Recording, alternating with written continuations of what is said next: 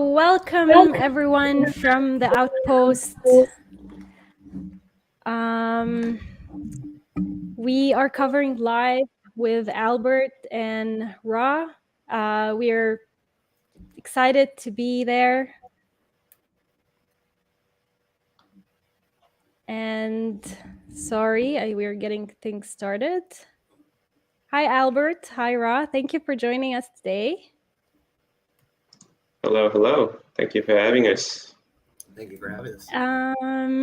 Yeah, I'm super excited today because it's going to be a historic launch. I thought we can get started to talk about that. So tell me, why is this? Let's talk about why this is a big deal. Yeah, basically it's the first sort of all private mission to the International Space Station, which is like this huge turning point. You can look at it in terms of human history, you know, when it's a point of time in our lives in human history when missions to space are transitioning from a government controlled sort of project or entity to now like anyone with $55 million can do it. Yeah. I'm curious as to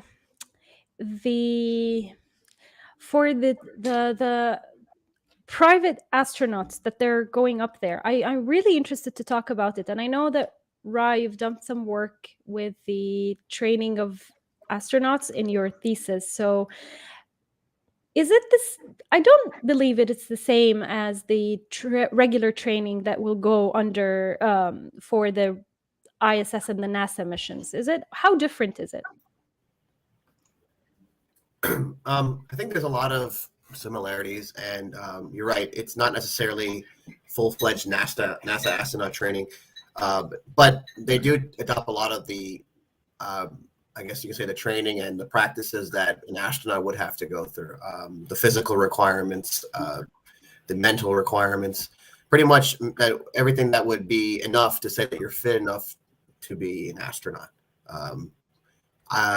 Perhaps, because it's Axiom flying with SpaceX, those astronauts are probably adopting or abiding to SpaceX policies. Probably through their training, SpaceX is probably have adopted through what NASA astronauts have gone through. Keep in mind, some of these astronauts, or at least I believe one of them, was a former NASA astronaut. From his experience, from experiences they've gotten as a company through NASA, I think a lot of that training has kind of made its way down to this level. So there is probably a standard that they follow. In this case, since they're not going to be that, these folks are not actually going to be out there for a while, or maybe not beyond a year or something like that. They may have simple requirements, but nonetheless, they still have to be fit enough, both physically and mentally, to be able to go into space. And how long do you think this process takes? Like if there's a private team that's going up, like does it take months to do this? I think so normally any crew that becomes an astronaut or an astronaut candidate in terms of NASA requirements typically takes about 18 months to train up for a mission, whether that's the mission at hand or just being physically and mentally fit for that. I think, Albert pointed out, this is privatizing this kind of endeavor. I think they'll find ways to streamline that because, as you can see, we've come a long way since the pre-Apollo days when fighter pilots would be the only ones that would fly up to space because they thought they were the fittest of the fit. Now we're getting people like private entrepreneurs who are doing the same. So I feel like at some point that amount of time it takes to be ready will not necessarily maybe cut in half, but it'll be easier for anybody to have that access into space. So we have here Larry Toops, a space architect from NASA who's just joined us to the stream. Thank you, Larry, for being here. Oh, hello. Sorry. It was a little technical challenge for me this morning. So it's good to see everybody. Hey. Good morning, Larry. Good morning. Hey, Albert. It's pretty exciting what we're seeing now. I mean, all my growing up, I only thought that I'm only going to see governmental agencies taking people up there. So now it's private. So that's pretty cool.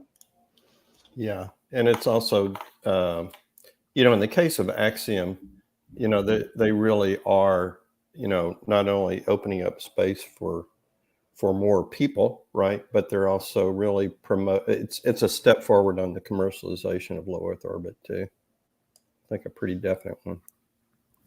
So can you please tell me, so the rocket that they're using, can we talk a little bit about that? Because is Axiom, what part of the mission is Axiom, and what part of the mission is other companies like SpaceX or Blue Origin? Well, as far as I understand it, and of course, I'm not part of Axiom nor even part of NASA anymore, but the thing that Axiom brings to the table is sort of the vision and the strategy for this. So they actually are providing the crew. So different components of the mission are provided by others, such as SpaceX, right? The intent, of course, is that over time, not only will there be crews delivered, Axiom crew delivered to space station, but also hardware components that Axiom will be building and then delivering to station. And to me, that's going to be the really exciting part, where you have actual hardware starting to become part of the assembled ISS as it is. But it's this mission is really a cooperative effort between companies that could very well be competitors, but at the same time, I think together it's a great example of how someone's expertise and their core capabilities can be combined to provide such a mission as this. Before we move on, I would like to welcome Olga Banova and Thomas Lagarde for joining us to the stream. And we were just discussing how this moment is important, and it's really exciting. But before we do that, since we're going to be here for a little bit, so can Olga, can you please tell us more about yourself? Okay. I didn't know I already unmuted myself. Yeah. Hello, everyone. Good to see you all. And so knowing them very well. And I just see Emmanuel is talking about, and I know Emmanuel Urgenta, right? Urgenta from way back. And so it's very exciting actually to listen to him right now, because he is a scientist, and he is right now leading TRISH program, and he's very much involved in preparing and training and astronauts. So it's really interesting to see how these private companies and private activities will merge with what has been done already, and how much it will be involved, how much these activities will contribute to actually professional, let's say, astronauts activities. So I didn't talk about myself because it's very exciting what we're watching right now. But I am, director of Space Architecture Program and the center at the University of Houston, and I'm very happy to see all my wonderful graduates here. Hopefully more and more will be working for commercial space companies, but it's happening already around the world. Okay.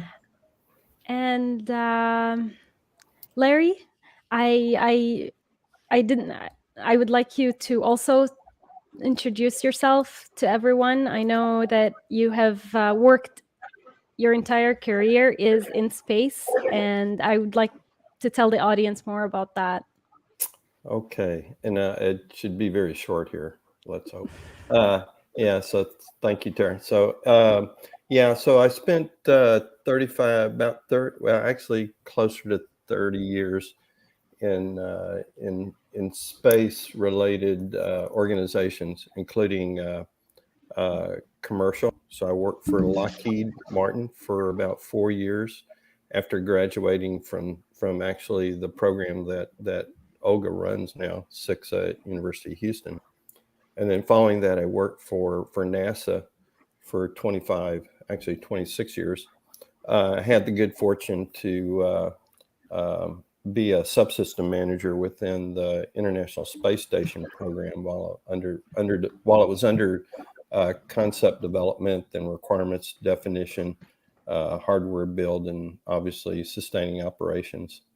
My original background is in architecture, so I guess you'd say part of my career has been sort of trying to break new ground for others than just specialized engineering disciplines. And then I was involved a bit on planning for future missions back to the moon and Mars. So again, that's why, like Olga said, I mean, it's exciting to see all the activities that are underway, particularly from the commercial sector here, because I think that will hopefully that'll enable some of the visions that we've had at going back to the moon and Mars, and obviously learning from the ISS experience as well. That's what's kind of unique about Axiom's approach here. And Thomas, thank you, Larry. I wanted to make sure that I introduce everyone, since I get a chance for everyone to say what they do. So please, Thomas, tell us about yourself.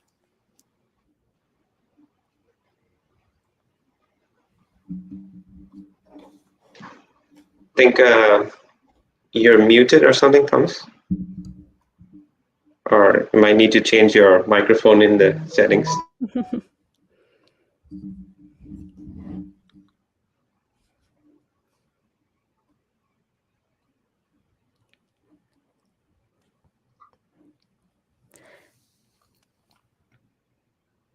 So until this gets sorted out. So Olga, you said that Emmanuel, who is speaking, is probably in charge of the training of the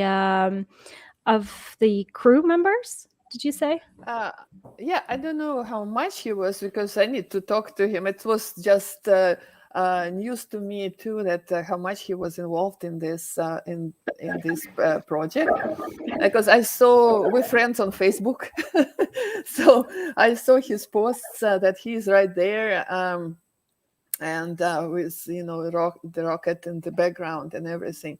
So definitely will be interesting to invite him to speak to our students and about this mission and how much he was involved in all his experience. But he's a very well known in space medicine, and has been working on these different types of programs quite a lot. So, well, now we see an astronaut talking about the program. So I don't know, Tara, do you want to switch to this to listen to them, or you want to? How would you want to? Yeah, do? we can unmute, certainly. I was I was asking about this training. I'm interested in in how different the training is for this crew from the regular astronauts training, because I have been reading their biographies, and I'm not sure what they will be probably exposed to prior to going into space, in terms of mission command and different responsibilities? Because I know this is not only just a mission to space, it also has lots of experiments and research that is going to be done on board that mission. And I'm wondering if in this case, each will be responsible for a specific experiment or research to get it done, or there's specific tasks that they will be doing. Does anyone know? Well, how- I have a little trivia to tell the viewers and everybody. I'm sure a lot of us know about it, but according to the FAA, nowadays, to become an astronaut, you have to fly in orbit, but you also have to accomplish a medical study to enhance the safety of the crew in the future. So those private astronauts, in order to get their wings, they have to do scientific research. But for the details, I don't know. It's just a little trivia. It's interesting.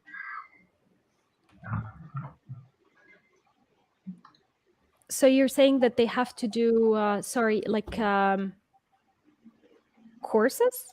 No, not a course. They have to do an experiment, or they have to work to increase or to improve the safety of the crews in the future. So it's either medical, safety protocol, or that kind of stuff, But in order to get their wings, to get their official astronauts' wings, they have to do that.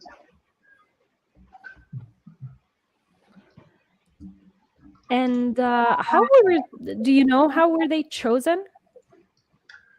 It's an application, or I think they're really rich. I saw that they're like philanthropist here and entrepreneur there. Right. So yeah. It's of course you have to pay a lot of money, but I think the physical requirements are also pretty high for now, until we get some handicapped or disabled people in orbit. I think 4 legs, a brain, some eyes, and a lot of money. $55 million. Yeah, some spare change. Yes, some spare change. Yeah. I see it's like T minus 28 minutes right now.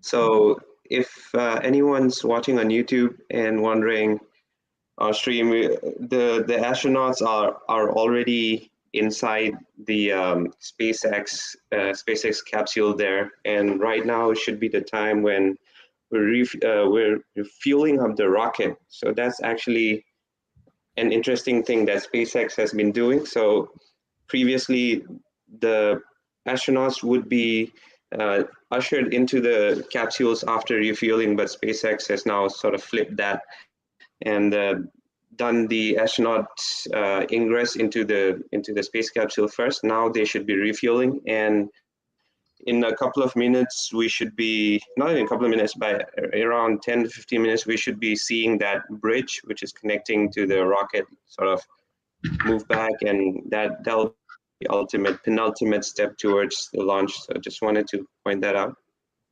Yeah, it's true. Is that really a safety issue? It will seem to be a little safer to get on board a rocket that hasn't been fueled. Is it counterintuitive? What's the catch there? Yeah, that's how Elon Musk thinks, I guess. It's definitely a matter of safety. First, NASA used to think that it's safer to fuel up after the astronauts are in, but Elon Musk is saying, wait a minute, it's safer to fuel after, or I've got that opposite, but yeah, Elon Musk is now coming and saying it's safer to be actually for the rocket to be fueled up as late as we can, because fueling up is a very dangerous process, and the least amount of time that we can give to the rocket fueled up, that's the safest. So that's his thought behind this sort of flipping in operations. There's also a lot of thermal issue, right? Because the fuel they put in the rocket is extremely cold, and there's a lot of thermal variation. That's a safety issue. Yes. Absolutely. But I'm interested in that because you said that it's from a safety issue. Now they flipped, and now the fuel is sitting the least amount of time possible before launching, right? Hmm. So is this still safe for the astronauts to have the refueling while they're in there? That's what NASA used to say. It used to be the opposite, right? But Elon Musk is saying it's his company; he can do it once. So, but obviously, like it's all like checked in with NASA, and they've come to this agreement that is actually safer for the rocket to be this amount of time with all these thermal stresses. And so the risk of the astronauts actually being inside while it's being fueled up, that's acceptable. That's my understanding. Mhm. Yeah. That's a question of opinion, I suppose. Yeah. So I can see the Axiom capsule. Does anyone know if so Axiom designed this capsule where the crew's sitting? No, that's SpaceX. No, it's a SpaceX Dragon, Crew Dragon. So it's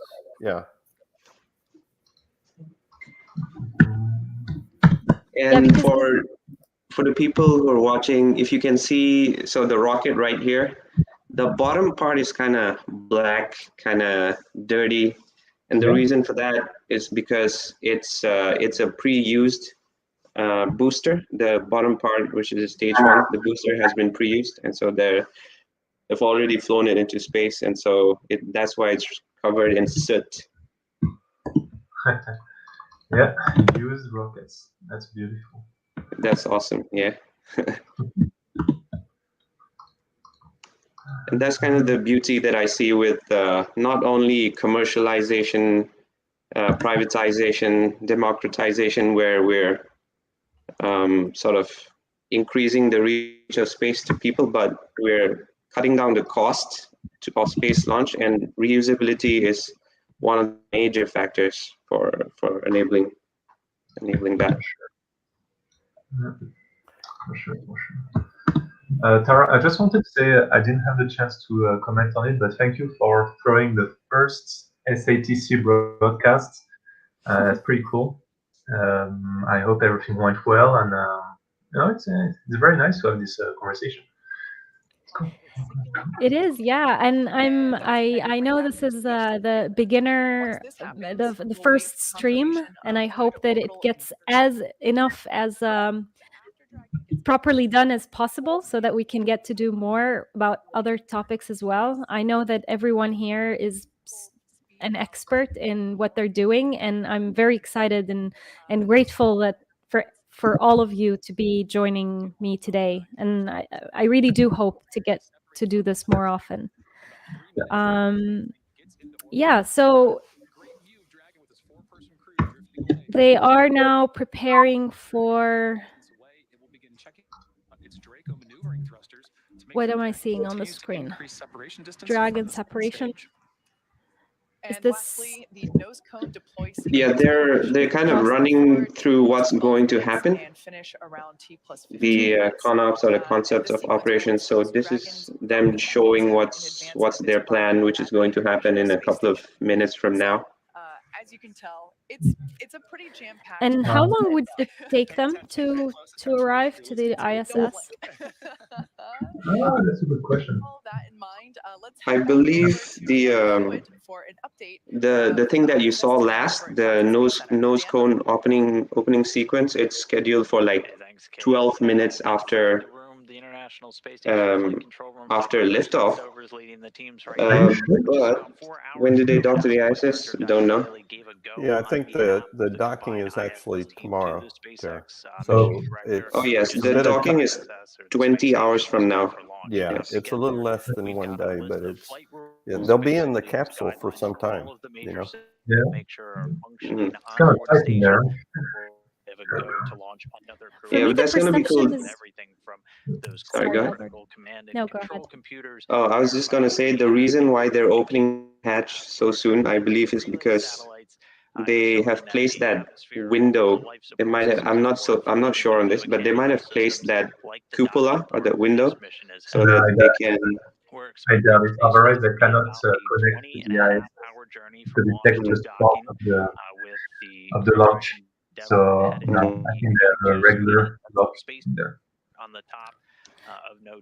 So how much is this takeoff and docking is?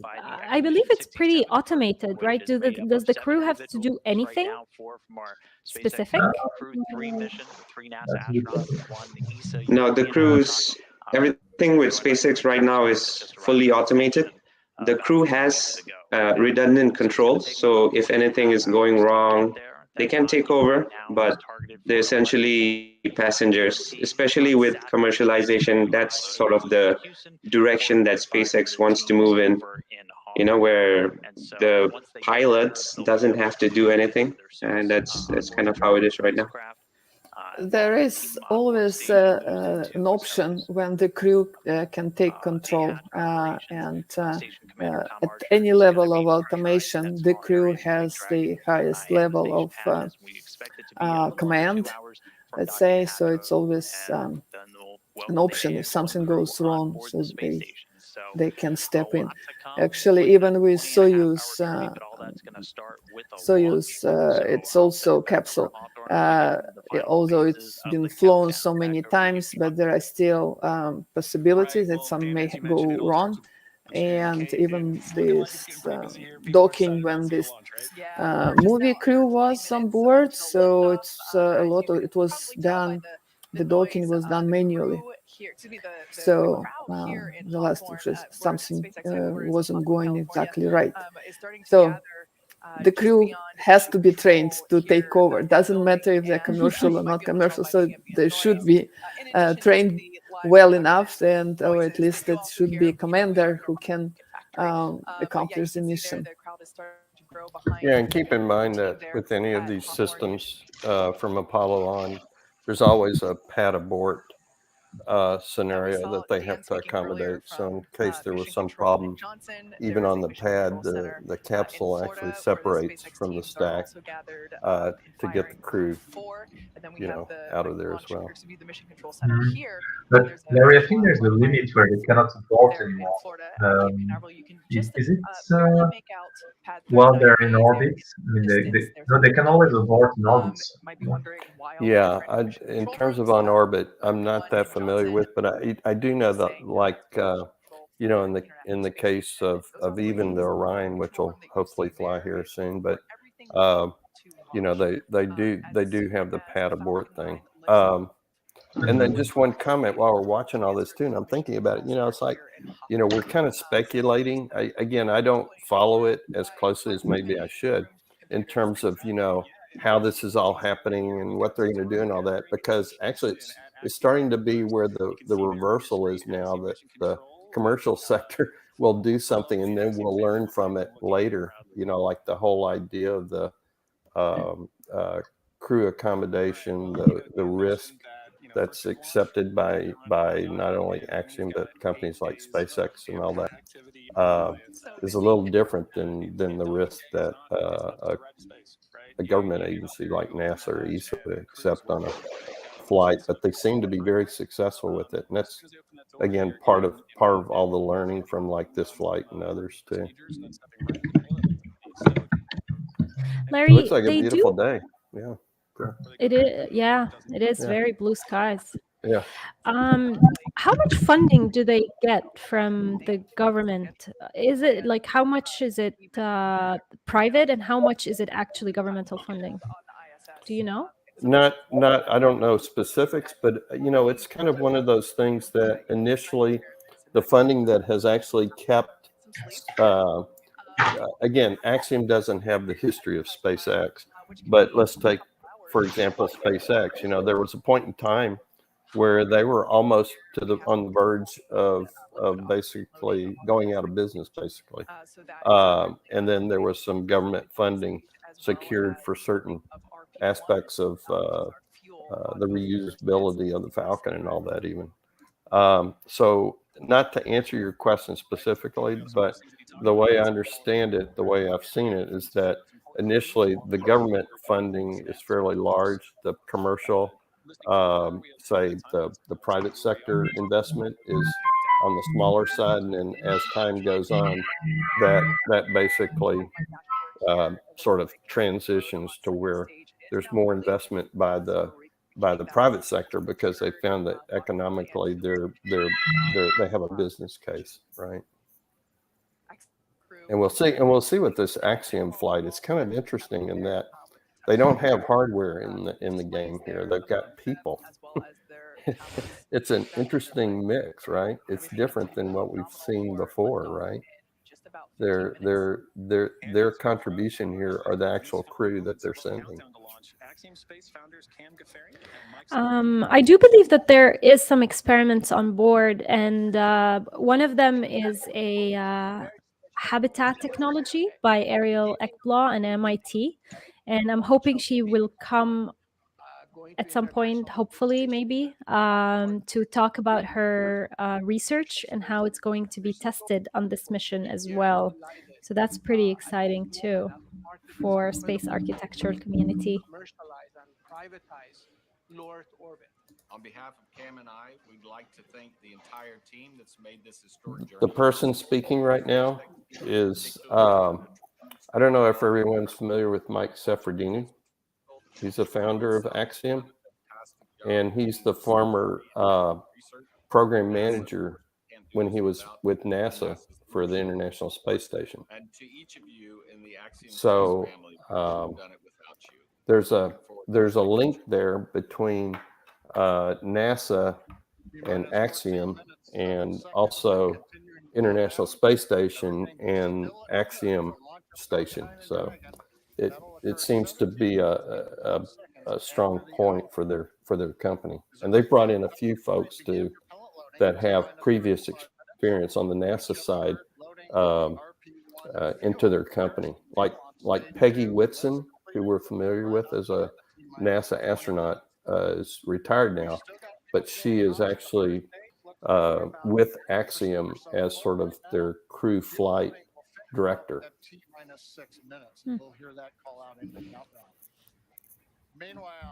She was holding the record how long she spent in space, right, Larry? For some time, correct. not anymore, Yeah. but for a while.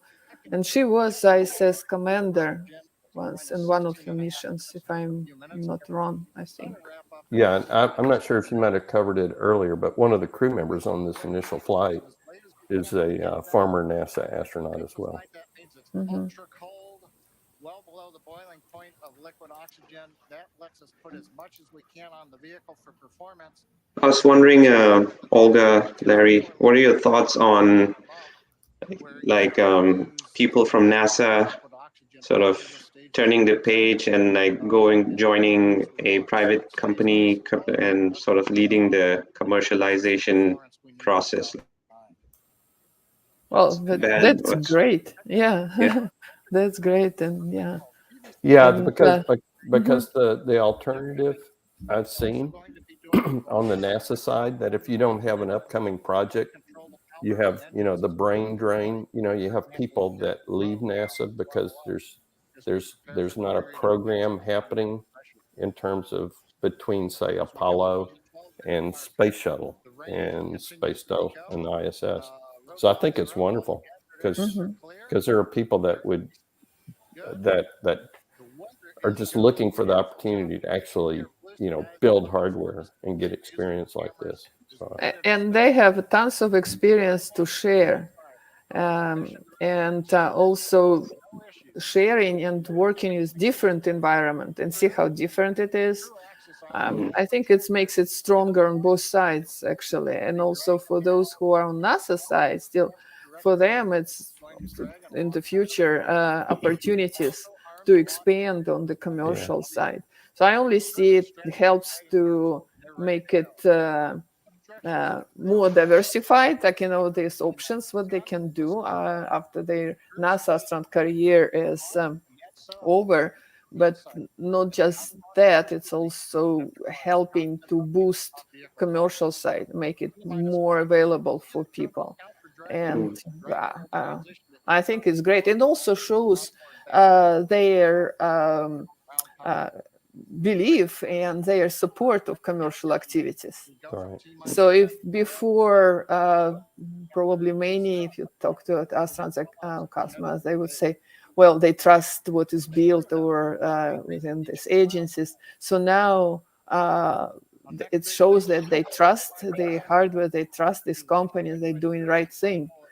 So it also helps for public support for commercial space activities, and in general space exploration. Because now it's not that much separated; it becomes closer to overall, to the society. Yeah. One thing also to mention is, I know the last few years that I was with NASA,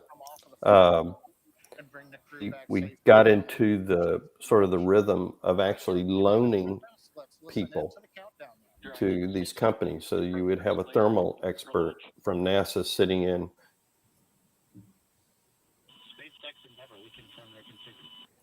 Did we lose Larry? So that was a sorry. Can you hear me? Yeah. You're back. Yeah. Oh yeah. No, yeah. I'm just saying that, and that's also a very different mindset of NASA from historically. So the expertise is actually brought into the private sector as sort of like a loan, for developing the requirements and the hardware and building the hardware. Wow, this looks cool. So look, there you go. You can see inside the capsule there, and their iPads, their little their little pads are there. Yeah, that's great. It's so cool. I think that's one thing, that's always fascinating moving forward, right? From the traditional stick and rudder now to just touching screens to fly the spacecraft. Oh, yeah. Evolution. Yeah, it looks like a sci-fi movie, doesn't it? Yeah. And you know what's amazing, and it's a simple thing that I just kind of noticed is right. So they got gloves on like you would normally have, but they're able to interact with the touchscreen. But at the same time, the gloves are meeting the requirements to keep their hands probably safe in case of a problem going on in terms of a physical thing happening in the spacecraft or whatever.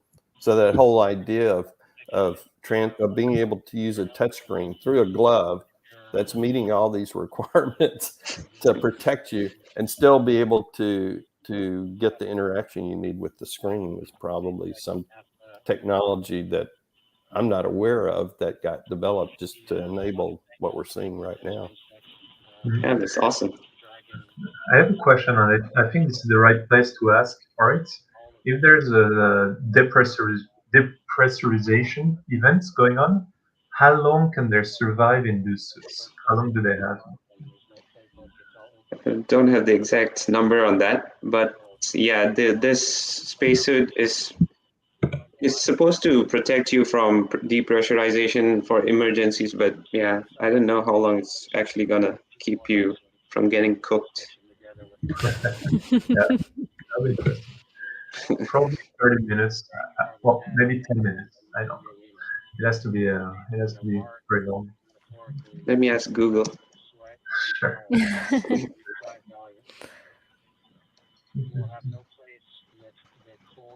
How you doing, Tara? How is it to be the speaker in on that first podcast? It's not stressful at all. It's actually pretty cool, like listening to everyone, bringing in insight. Everyone, I think, on this panel knows way more than me, so I'm just listening and learning right now. You're way too modest. No matter how much prepared I try to be, you can prepare for something like this, I guess. So what Sure. we're doing right now is Yeah. Well, yeah. We. I think the ones that have the best stories are probably Larry and Olga. those M1 We're still pretty green in the business. and that's essentially bringing them down. What I'm really happy about this is, I guess the more this is done, the better, like the rockets and the launches and the democratization and the commercialization of space, the better it is for everyone. I know that before SpaceX joined and Blue Origin and all of these companies, NASA, as big as it is, especially in recent years, it wasn't doing this frequently enough that it actually makes it better with trial and error. Now we can see the more rockets are being launched, the trial error is being caught and then fixed, and then for the next one coming quickly after it. So that's what's cool about this. Talking Yeah. about the iteration process. Well, keep in mind. Sorry, Go ahead, Albert. sorry, I was just going to point out that on the screen, if you see there's a what's it called? Chill, mist, fog. So one of those words coming out from the rocket. So that means we've begun loading the cryogenic fuel, the fuel which is like at below freezing temperatures. So that's sort of the penultimate step. As soon as the rocket is fully fueled, we'll be ready to launch in a bit, in 4 minutes 52 seconds. Yeah, it's beautiful to see the smoke. Is it just the atmosphere reacting to the cold, or is it something else? Is it are those valves opening up? Well, Yeah, I cryogenic. believe. Go ahead, Rob. Cryogenic fuel is pretty cold, in order of I think minus 200 Celsius. So the moment it's exposed to atmosphere, it starts to it has that vaporous effect. So part of using fuel that's very hypergolic is that you have to be able to store it. Also, keep the environment around it safe, because it'll, when you're dealing with such fuel, very cold, but once it starts burning, complete end, the opposite side of it. Sorry, go ahead. I think they have allowed. I think technology has improved since, let's say, the shuttle time, when all of this fuel would be basically contained in a thermos, which you call the external tank. I think now they've done a better job of being able to store that fuel. The reason why it's venting is because fuel will start to evaporate immediately. If it's not, it'll start. Its properties will basically allow it to start becoming from liquid to a gaseous state. So if you want to have near 100% fuel as well, I think what the idea is that that's why I think they want to fuel it later, so that you allow yourself to have enough fuel right up to launch. I believe that's what it is, and I think if I'm not correct, if I'm correct, I think it's still they're using liquid oxygen as their oxidizer. Yeah, that's correct. Yeah. Is it RP1 as their propellant? Yes, sir. Yeah. So RP1 for people watching on YouTube is basically kerosene, and what you're seeing fuming here is like super cold liquid oxygen. When it touches the atmosphere, it's like sort of fuming up, not fuming, venting. I guess that's the word. Right. It's difficult to find that word. It's so exciting to be working on something like this and see it launch. We know our colleagues actually work at Axiom, and I was hoping that they would come and join, but Axiom probably wouldn't like live commentary on their launch during the launch. So I'll try to get another interview with them later. But it's super exciting. Like I talked to them, and they were like flying over to Florida to be there during the launch and see their work coming into action. That's pretty cool. Hopefully they can share at least pictures from the launch later on. So that would be very nice. You can add it later on to your post. Yeah, that would be cool. 1 minute. So is this happening in Kennedy Space Center? Where is this launching from? Yes. Cool. Yes, indeed. It's Cape. So you Albert, see the very distinct, view from the top. So Albert, it's not a bad drive, Albert, to go from Houston, Texas to Cape Canaveral, just to watch a launch for a weekend or a weekday. So yeah, we were talking about that. Should go. Take my word up on the SLS launch. Yeah, take my word up on the SLS. We can hang out at Cocoa Beach and watch the rocket launch from there. Everybody else is invited too, of course. I know it's a minor. Sorry, go ahead. Sorry, Larry, go ahead. Go ahead. No, I was go just going to say, I'm not sure if you'll see it during lunch, but I think on the adjoining pad is the SLS with the Orion stack. So maybe as they have cameras on the liftoff, I'm not sure if you'll be able to see that down on the ground. Just a thought. Cool. Is this oh, it's 30 seconds to launch, by the way. Should we turn up Yeah. the volume? Yeah, let's do that. Party time. Oops.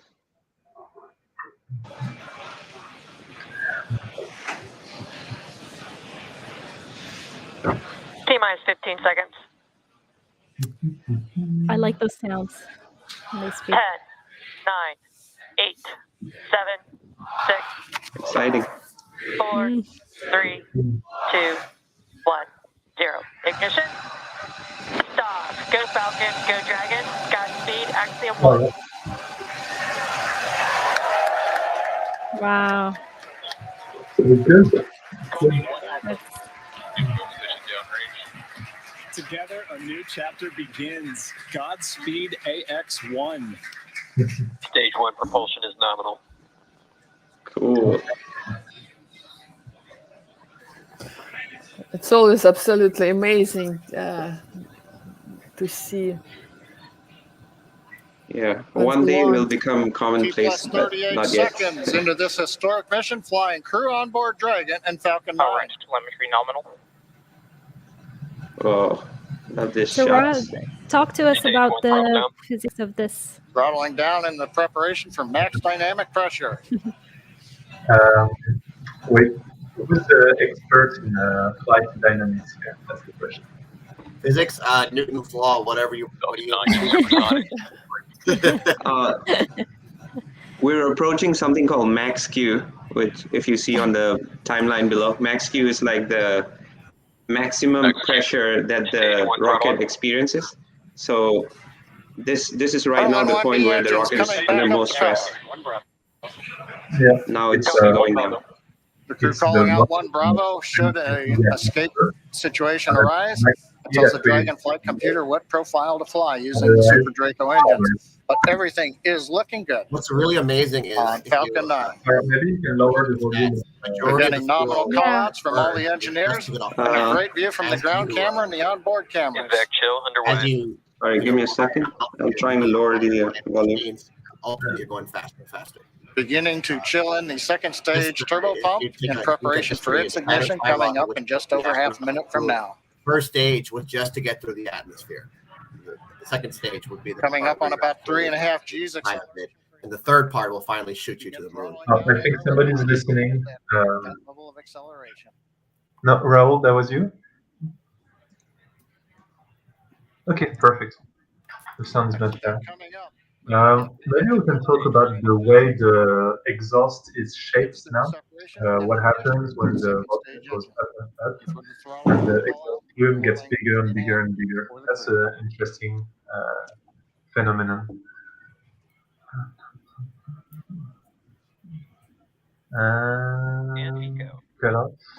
So we just had MECO, which is the main engine cutoff, and then stage separation. So the boosters, that is the first stage, separated from the second stage. Yeah. Now the second stage has lit up. So cool. Successful stage separation. Now you start to follow two vehicles here, right? In a way. Oh yeah. Yeah. There so go on the left. Yeah. Go ahead, Albert. Sorry. Go ahead, Larry. No, you're doing great, man. Keep on. Albert, you're doing it very well, actually. Thank you. I've watched a lot of these live streams, so like I can't believe like I'm on the other side of the fence right now, actually commenting out. But on the left, we can see the booster. We're tracking the booster as it's heading back to either the launch pad or like a barge in the ocean. I'm not sure which one they're going to. It seems like they're going back to the launch pad, like a landing pad in Kennedy Space Center. And the one that you see on the right is the second stage where it's continuing to go into orbit. Okay, and just like bring back your attention on the left, you can see those fins. So they're actually kind of like wings. They help you to steer the booster back to your landing spot. So it's pretty cool. To control the landing, yeah. Yeah. So it's also amazing to see like the burn, right? And you see the heat of the engine. Yeah, it's lit up. It's yeah, glowing hot. The genius of having the reusable rocket go back is just amazing. Yeah, it was done before, but never at that scale. I think the first project was done by the Americans. Remember, it was shaped like that. I think it was called DX1. What was it again? DCX1, the first reusable rocket that did that. I have to look it up. So we have in the house Vittorio Netti. Hi, Vittorio. Thank you for joining. Hi, everybody. Can you hear me? Yes. Yes, sir. It's all good. I just like joined late as usual. It's okay. We know how many things you're doing at the same time. So. Yes, I was like I leave tomorrow for my mission at analog mission at MDRS, and there is always something that is going wrong in any moment that I'm not giving my attention to it. Okay. Well, hopefully here, what we are watching right now, everything goes right. Yes. I mean, they have an amazing team that is overseeing all the operations. So yes, it's not me, definitely. And again, the thing, I'm not sure who else is on, but it's like, to understand this is all SpaceX operations going on here, right? Not Yes, Axiom. sir. Yeah, of course. Yeah, and this is what I wanted to ask. How much of this is Axiom? How much of this is SpaceX? But if everything I'm seeing now is a SpaceX technology, that's pretty...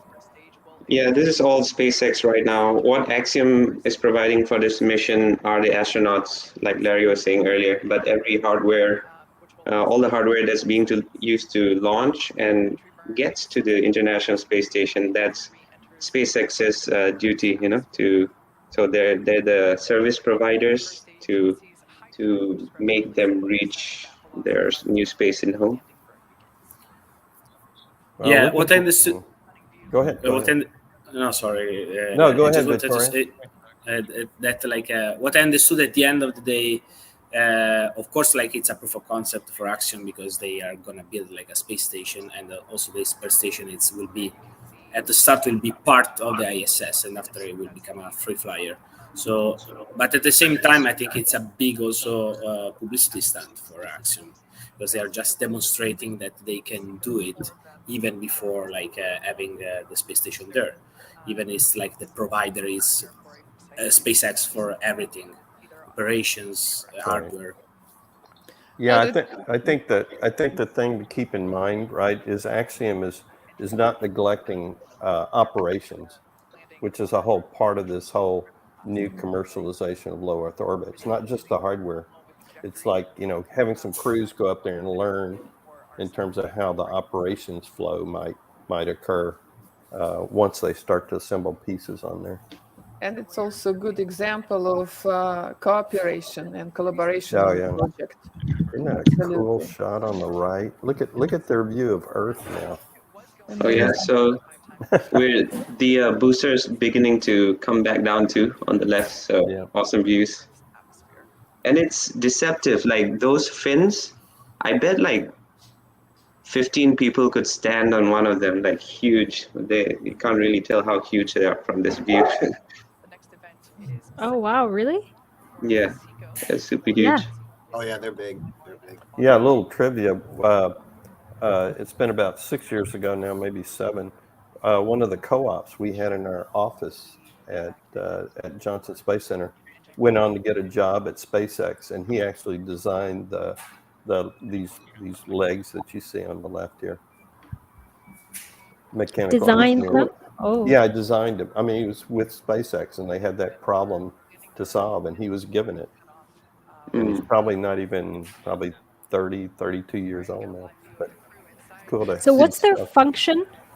Well, as you see, it's just to help with the hard landing down on like Albert was saying, the platform. Here, you see on the right? There you go. Go ahead, Albert. Take it over, man. Oh, that's Yeah, we're seeing the thing approach. Oh, let's just watch. It's so awesome. yeah. Wow. It always bugs out when the Wow. Almost Oh. perfect. Yeah. Almost. It's really nice. Cool. Pinpoint landing right inside the circle, huh? Awesome. It's almost timed perfectly, the landing and then them reaching orbit, right? Pretty Yeah. much. It's the same time frame. Awesome. I discovered that there is basically for every SpaceX launch there is like a bet or ongoing.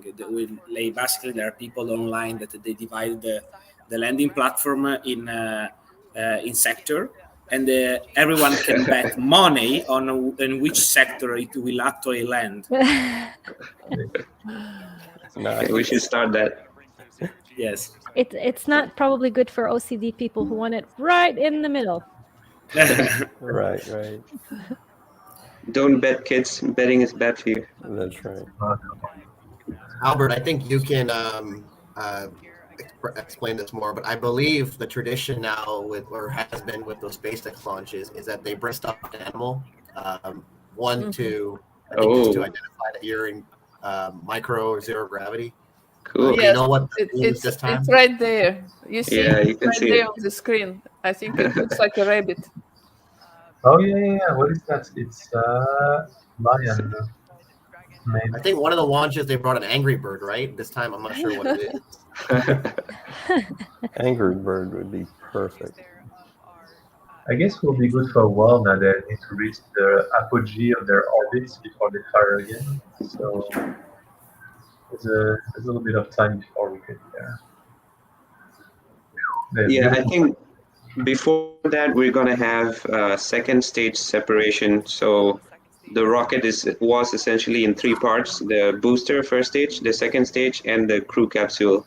So the booster separated. Now the next stage is going to be when the second stage actually separates from the crew capsule, and the crew capsule is going to continue to go to orbit. Oh, okay. They have the firing capability on the capsule. They can propel themselves in orbit. You know, I didn't know that. Sorry, I didn't catch that quite well. I think Thomas was asking, does the SpaceX capsule have its own propulsion? It's just to fly around and stuff without the booster. I'm wondering what is the capacity of the capsule in fuel. Oh, there we go. There we go. Second stage separation. We can see. So we're looking at the bottom of the SpaceX, the crew capsule now. Beautiful. This is from the second stage, and yeah, so cool. Gorgeous. It looks fake. Someone must be making it on computer. Come on, Albert, don't start that these days. Exactly. Moon landing was fake. Can get totally out of hand, man.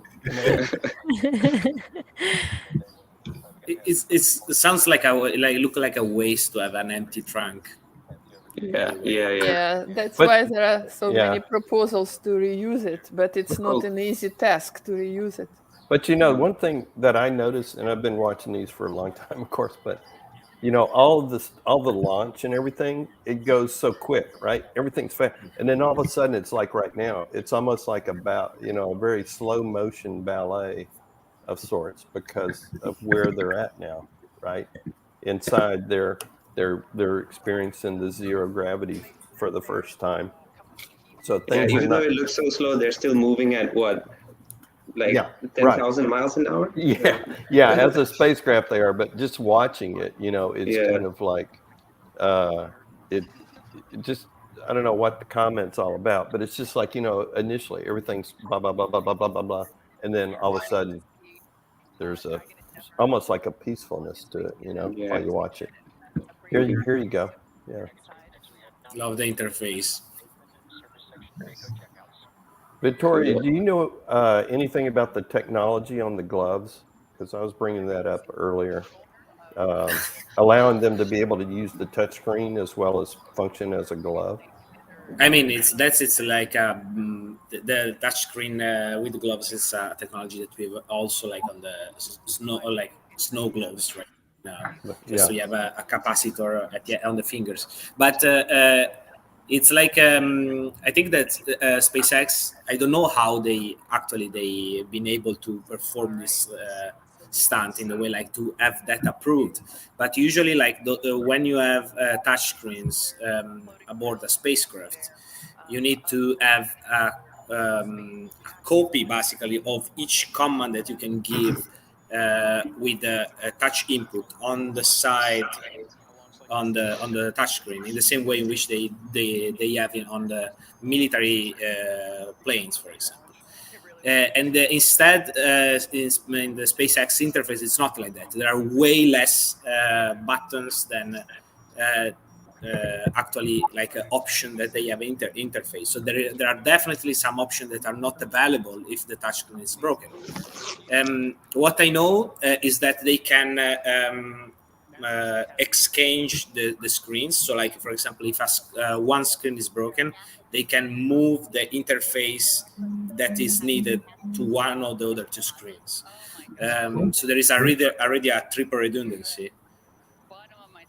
But still, I mean, I think it's impressive the fact that they did this like so, I mean, long step ahead on spacecraft interfaces. By the way, this is Kathy Leaders on the right there. She's I know her from Johnson Space Center, working with her for some time, and she's now head of the Human Exploration Operations Mission Director at headquarters. Yeah, so she's the big boss, right? She is the big boss now. Yeah, but just a wonderful person, actually. That's good. It's good to know, right? Larry, can you talk a little bit about what we're seeing in the background? Where are we? Oh, the Vehicle Assembly Building? Uh-huh. The VAB. Yeah, so that's where, that's the facility that at the current time, the SLS is basically stacked with including the Orion capsule.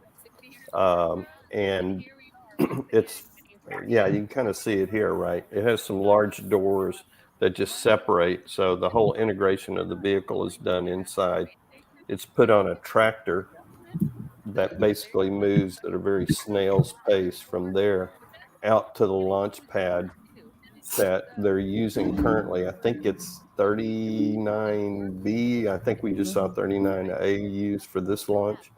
And that's where they're doing the current wet testing in preparation for the launch later on this year. But yeah, so what you're seeing, you can see scale-wise. I don't know if there's some cars and all that. The folks in the foreground. Yeah, you can see the light posts actually. It's huge, and it is the record. I think it's the tallest one-story building in the world. Yeah, and I know when they were doing this during Apollo, I know when they were doing this for Apollo, they would use the same concept of this crawler, but they have gravel along the path between this building and the launch pad, and after they move the vehicle out to the pad and then back, they basically have to replace all the gravel there because it's crushed it during the transport because of the weight of the vehicle it's transporting.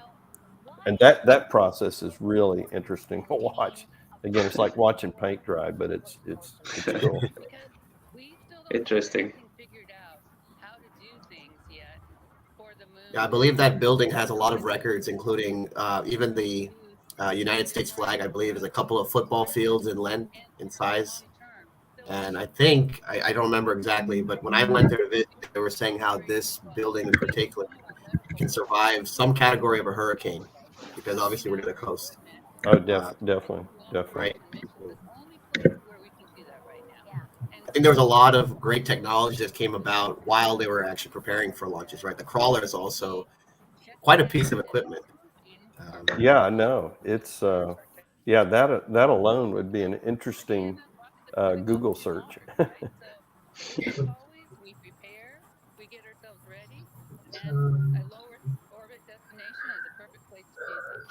So I guess now we just have to wait for them to reach the orbit of the ISS, right? They're going to climb very, very slowly.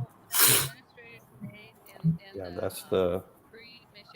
Yeah, what's going to happen? So I'm just looking at like a mission timeline over here, and they're going to actually take off the suits. It seems inside the spacecraft, and they're going to actually eat. So they're going to have a meal and they're going to sleep, and then as all this is happening, the crew dragon is going to take them up to the orbit where they will dock 20 hours later, approximately 20 hours from now.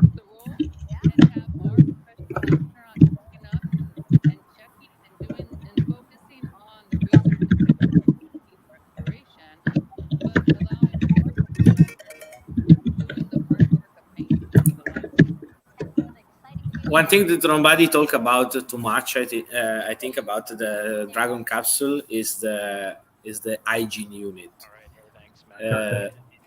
because I heard that there has been like negative comments from the astronaut, but it's one of the only few aspects that it's a bit critical still. And of course, like the space is extremely, I mean, it's minimal, and I'm pretty sure that they did the best that they could. But of course, like I think it's still like, especially for so crowded capsules like this one, and in which, especially talking about a different dynamic, is they are not anymore professional astronauts that they train together for years. So we are talking about tourists or like people that they anyway like they had a very short like training and preparation. I think this is like definitely a factor that I mean, I'm saying that I don't know if like the reason why SpaceX doesn't talk too much about it is exactly because it can be one aspect that they don't want to discuss. It's crappy. Yes. I have a question. I think Olga, you can answer. What was the protocol to relieve yourself in a Soyuz? Because I know they have the habitation part and they have the capsule part. Is there a place that's more appropriate? So I'm not. I just saw one of our also participants of our exchange program with Bauman University, who participated a few years ago in our summer program. So I was very excited to see her. But she already passed. I guess she's working for NASA. Well, she is working for NASA now. But anyway, sorry, I was distracted. So Thomas, so what exactly? Can you repeat what you asked? Well, I can't remember how the astronauts and the cosmonauts do their business in Soyuz. I can't remember if it's in the habitation module or if it's in the capsule. Can't remember. You're talking about Soyuz capsule? Yeah. Well, there is. It consists of actually three parts, right? So there is engine part and logistics. Then there is the habitation part. That's the spherical part. And then actually the return capsule, where also cosmonauts and astronauts are during the launch. So as soon as they reach the orbit, but before docking with the International Space Station, they're free to move to their habitation module. This is the round shaped, like spherical shaped module, where they have a restroom and all of this stuff that necessary for habitation. And they can use this space on the way to the ISS. So it's still very tiny. It's very, very small. But they can survive for a few days, up to a few days if needed, just using that compartment. So it's the three blocks. And then when they undock on the way down, so basically only that part of the Soyuz spacecraft, the return capsule is left, so everything else is burnt in the atmosphere. That's what you asked, Thomas? I see you disappeared.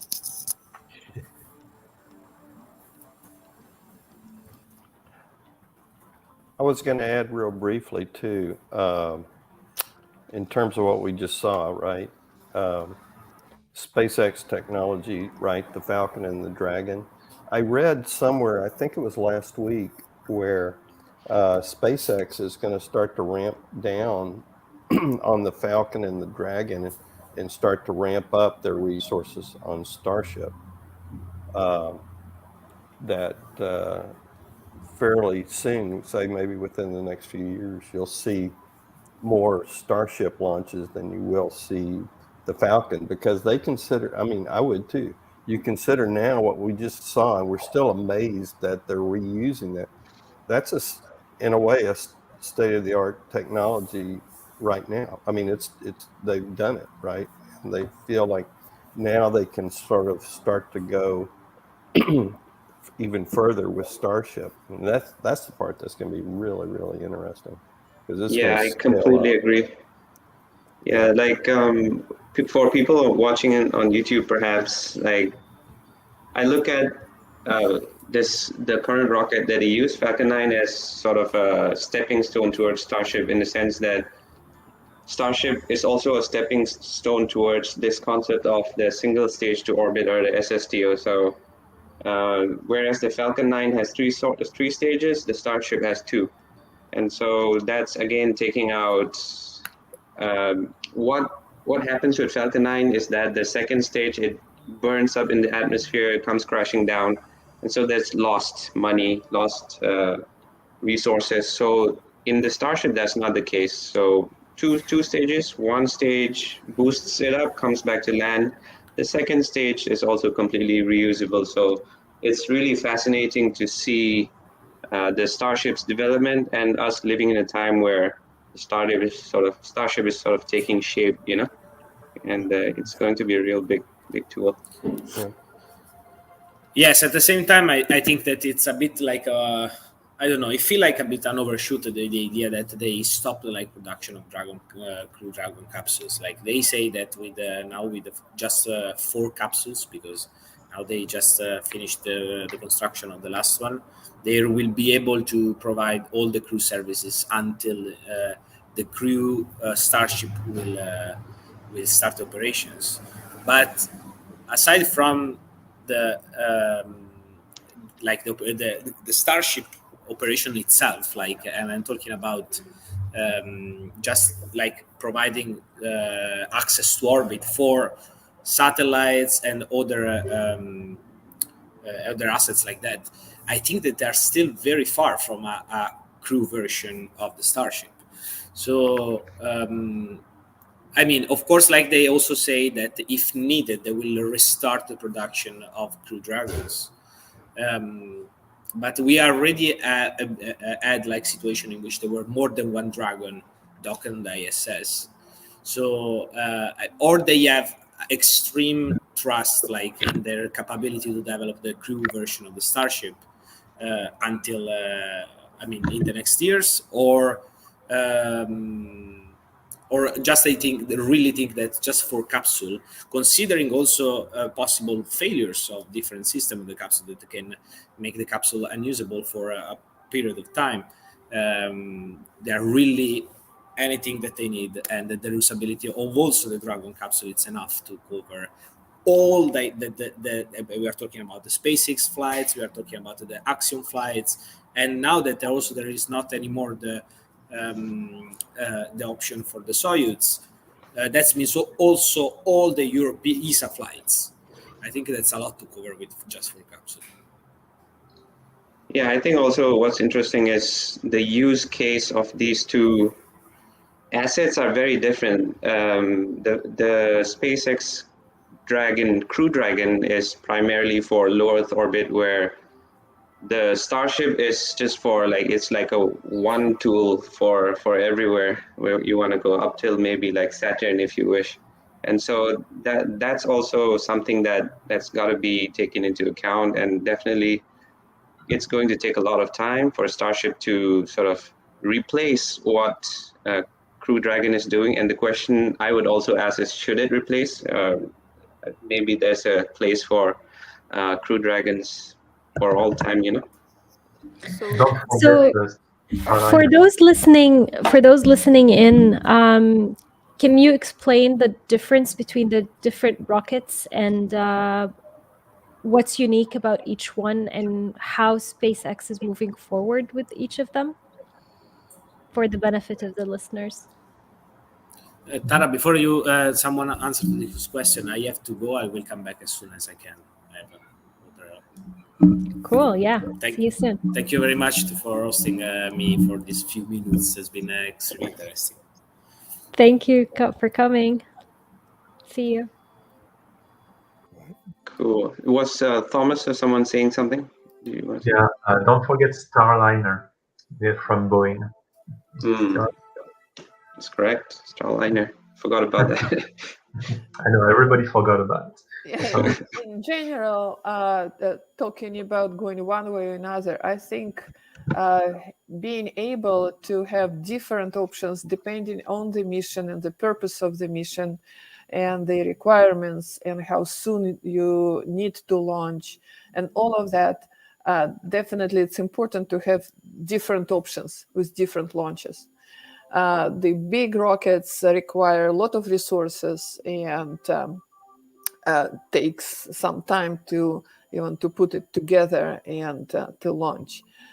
And so probably so at some point, and it makes sense to have different types of, it's like what we have right now. So there are different types of rockets available on the market, right?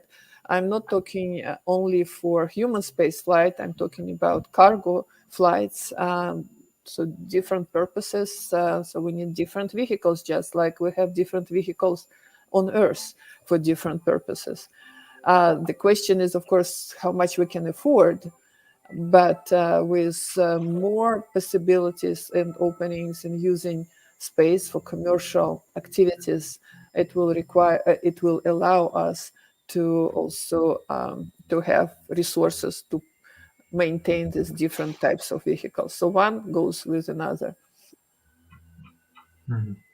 I think my stance against something like a Falcon 9 in the future would be that it's still too wasteful. Like 50 years from now, maybe we don't want to keep throwing our second stage into the ocean every time we launch, you know. So I feel like SpaceX is doing the right thing in sort of trying to eliminate all waste with their development of Starship. And just to circle slightly back to what Tara was like pointing or asking earlier about the difference. that's the difference. The main difference is Starship rather. It's obviously under development right now, and lots of development more to go. But it's less wasteful in terms of cargo or like things like being burned up in the atmosphere or something. And it's made of stainless steel, which is very interesting. It hasn't happened in a long time. There's a lot of reasons we can go into why it's made of stainless steel, but that's another. It's also using one of their new engines that they're developing called the Raptor engine, which is a new, very fuel efficient, powerful engine. So that's kind of very interesting to see. Yeah, those are kind of the few things that I can think about right now, the difference between the two. Yeah, but reusable, it can be also in different ways too. So I think more technologies and seeing how it can be reused without burning it down. Or it's also depends on how you produce it and the production lines. And if you minimize the cost of production, it also becomes less wasteful. But there are many ways how it can be improved. But I think it's important to have variety of vehicles. And do you think that whatever they have now is sufficient to start working on the lunar gateway? Do you think that there is still more to go in terms of the rockets and their advancement for that to happen? I'll jump in real quick. I think we do, because the payloads for the gateway, as envisioned right now, or have been designed, I guess you say, or things are being built. You know, the Halo and things like that. I mean, there's hardware under production, but all the requirements for those elements that will, when they're put together, form gateway, have all been designed with payload shrouds and delivery sort of capabilities that we have now, not a speculative one. You know, realize a lot of the previous studies that NASA and others have done for going back to the moon or to Mars have always assumed a sort of sometimes a large heavy lift launch vehicle capability, similar to, say, SLS and all that. And it's always been speculative, right? Now, with getting back to your question, Tara, with the gateway, all those elements that make up gateway are all designed to be accommodated in existing launch capabilities that we have now. So the answer is yes.